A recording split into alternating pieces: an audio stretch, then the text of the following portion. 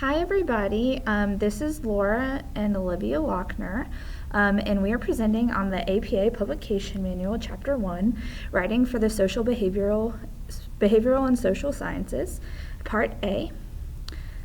We had pages 9 through 14. So I'm just going to start off with a brief introduction. This chapter begins by making the reader aware of the fact that research is not yet complete until the results of that research are shared with the scientific community. This could be anything from going to a conference, from being published in a journal.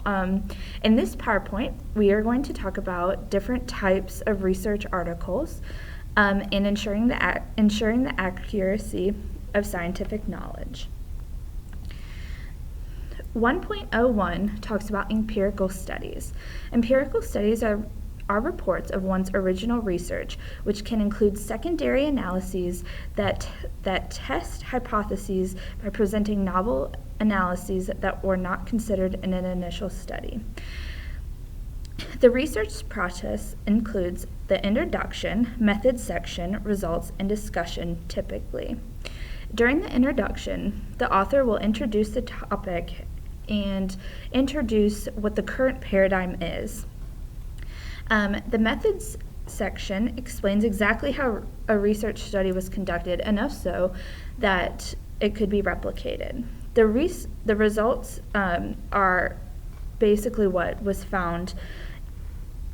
The discussion explains the results and what implications they may have and summarizes the study. 1.02 talks about literature reviews. A literature review typically consists of some sort of meta-analysis of the current literature in the field. Our manual states that authors define and clarify the current problem, summarize previous investigations to inform the reader of the state of the research, identify relations, contradictions, gaps, and inconsistencies in the literature, and suggest the next steps in solving the problem. 1.03 talks about theoretical articles. This type of article attempts to advance a theory by way of something similar to a research review, but only when advancement of a current theory exists. In a theoretical article, authors will point out flaws with the current theory, explore advantages and disadvantages of both the new and the old theory, and examine internal consistency and external validity. 1.04 talks about methodological articles. This kind of article presents a new kind of methodology for addressing an existing phenomenon. In a methodological article, authors will usually present different types of methodologies to give the reader reasons why their new method may be more useful than the last, or to show that their new method will not work and that's why we need to stay with the current one. In this type of article, information regarding materials used is extremely important and should be attached in appendices. 1.05 talks about case studies. Case studies are mass reports of case materials obtained while working with an individual, group, community, or organization. Case study authors explain a current problem and propose a way to solve this problem. During the write-up phase of a case study, authors need to be careful in how they present information in order to keep confidentiality. 1.06 talks about other types of articles. This could be anything from brief reports to comments and replies on previous published articles, book reviews, obituaries, letter to editors, monographs. These are typically a lot less frequent than previous types of manuscripts, and it's wise for authors to contact the editor before submitting. Now I'm going to turn it over to Laura, and she will talk about the second half. As social scientists, we are first of all scientists. The next part of Chapter 1 addresses the responsibility that we bear in handling, reporting, and sharing of scientific knowledge.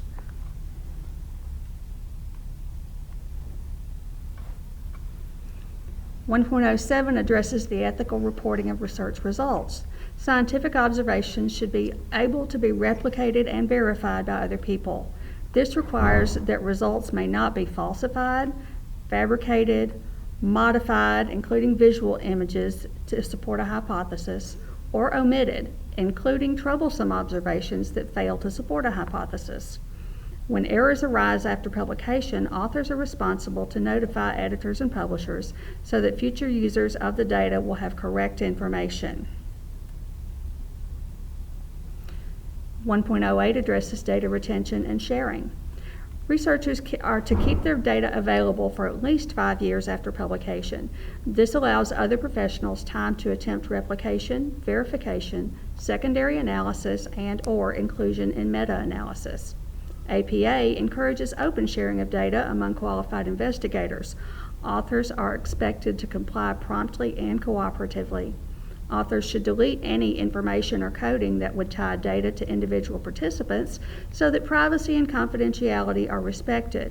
Proprietary, copyright, or other restrictions and any financial considerations should be agreed upon in writing. 1.09 I've broken down into 2 sections. Section A is duplicate publication of data. Duplicate publication is the publication of the same data or ideas in 2 separate sources. Misrepresentation of said data as original when they've been already published is specifically against the APA Ethics Code because it can distort the common body of knowledge. Duplicate publication may also violate copyright laws by giving the same data to more than one publisher. Whether in English or another language, authors may not submit to another publisher an article that has already been published somewhere else in whole or in substantial part. There are possible exceptions. The duplicate publication policy may not exclude abstracts published, for example, in conference proceedings or in a limited circulation, limited availability publication, such as a departmental newspaper or in a dissertation, maybe. Things that are not exceptions: conference proceedings that have been offered for sale, book chapters, and APA brief reports. Part B, piecemeal publication of data. Piecemeal publication should be avoided unless there is a clear benefit for doing so. Authors have an obligation to present work that is as clear and complete as possible within the space allowed. To do so otherwise is to risk distorting the data. If an author wishes to divide the results of a study into 2 or more reports, she or he should inform the editor, provide whatever data the editor requests, and defer to the editor's judgment regarding whether the divided reports would fragment the data too much. Sometimes it's fully appropriate to publish multiple reports, such as in multidisciplinary projects, longitudinal studies, when useful knowledge arises early in a study, when prior reports are necessary to provide background data to current studies, or if there's been a discovery of errors or duplications in the data. Our reference, of course, is the publication manual of the American Psychological Association, 6th edition. We hope you've enjoyed our PowerPoint. This is, once again, the first part of Chapter 1, and we will turn you over to our learned colleagues, Nausha and Emily. Thank you very much. Good.